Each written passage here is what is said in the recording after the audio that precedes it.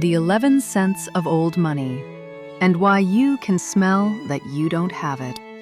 Have you ever stood next to someone and known instantly, without a single word being exchanged, that they were from a different world? It wasn't the watch.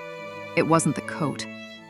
It was, in a very real sense, the air around them. Fragrance, to old money, is not an accessory. It is not a statement. A statement, after all, can be heard, and old money does not wish to be heard. Fragrance is something far more useful. It is a border. A quiet, invisible border that tells the trained nose exactly where you came from, and, more importantly, where you did not. While the rest of the world is being sold signature scents by a celebrity in a desert, old money operates from a different and far older logic.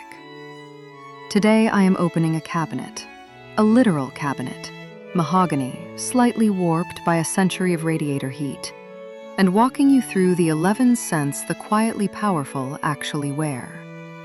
Few will understand, but the ones who know will know. Rule 1. The fragrance must be older than you are.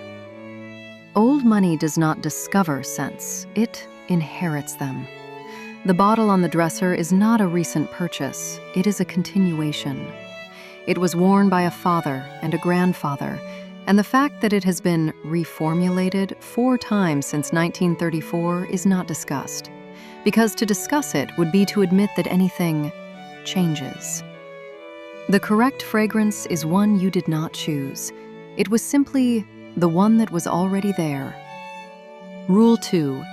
It must be functionally undetectable beyond 18 inches. There is a vulgar concept in the fragrance world called projection, the distance at which a scent can be perceived by others. The enthusiast wants more of it. Old money wants it abolished. The correct scent is one that a person discovers only if they have been granted permission to stand close to you. It is not a broadcast. It is a reward. Most people in the room should not be able to confirm that you are wearing anything at all. Rule 3. It should smell primarily of maintenance. Not flowers, not spice, not oud. Make no mistake, the old money scent profile is, at its core, the smell of things being kept.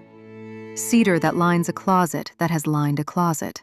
Vetiver, which is to say, roots, and the cool, dark soil that roots are kept in. A clean, bitter note of something that has been polished. You are not trying to smell beautiful. You are trying to smell tended, like a hedge that has had the same man for 40 years. Rule 4. The bottle must be ugly, or at minimum, indifferent. Walk into the home of true old money and look at the actual flacon. It is frosted glass. It is a plain apothecary rectangle. The label is typeset like a tax document. This is the point. The designer bottle, the heavy magnetic cap, the gold, the faceted crystal. That is a bottle designed to be seen on a shelf. Old money's bottle is designed to be used by someone who already knows what it is and would be faintly embarrassed to be caught noticing it. Rule 5. It should remind the wearer of a place they no longer go. And here is where it gets interesting. Every correct old money fragrance is, secretly, a small act of geography.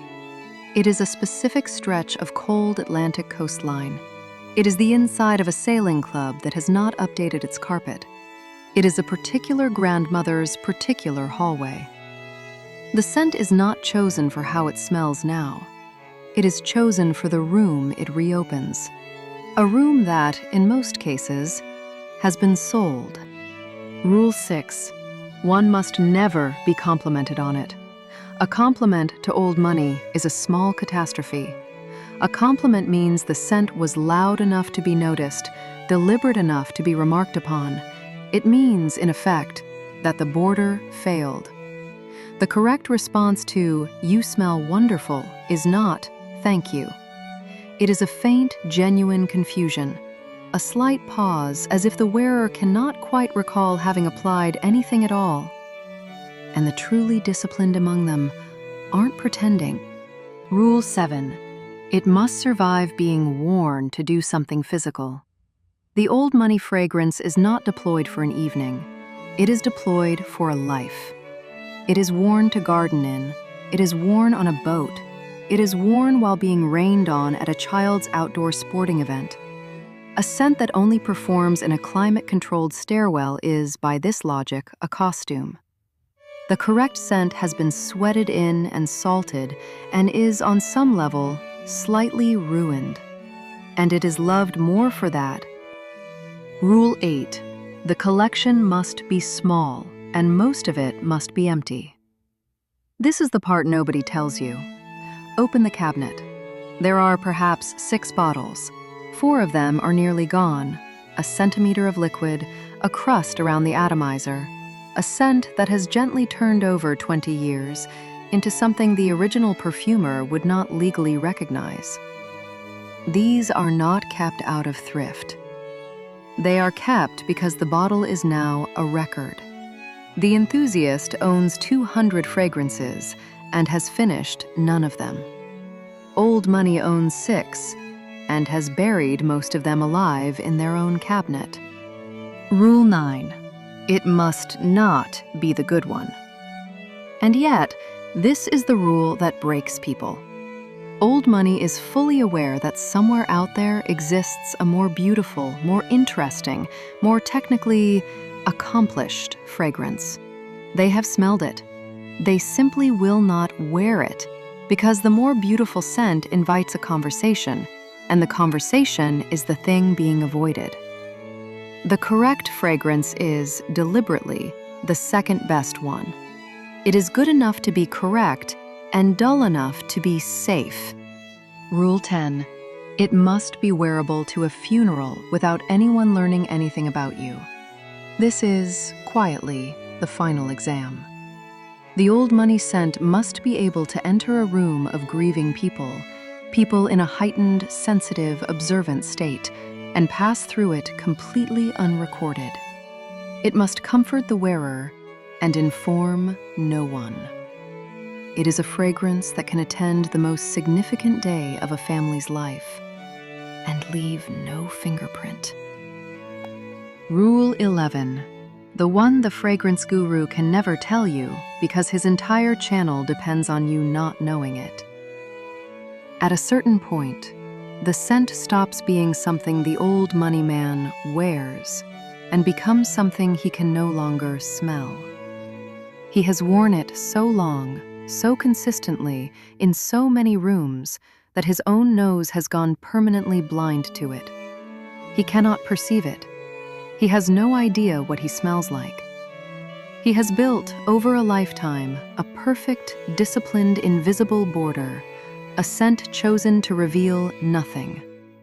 And the final person it now successfully hides him from is himself. He is the only one in the room who cannot tell he is there. Johnny Depp.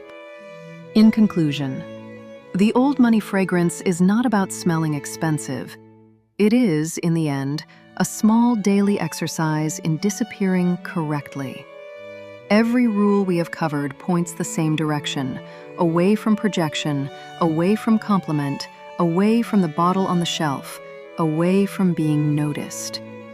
It is a scent worn not to be perceived, but to perceive yourself briefly in the mirror and confirm you are still the kind of person who would wear it. You can buy any of these notes tonight. Cedar is not expensive. Vetiver is not expensive. What you cannot buy is 40 years of being the only one who can't smell it.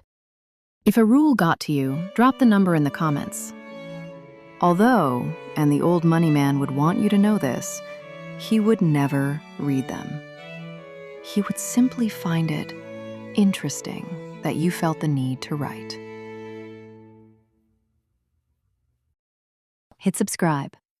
Quietly.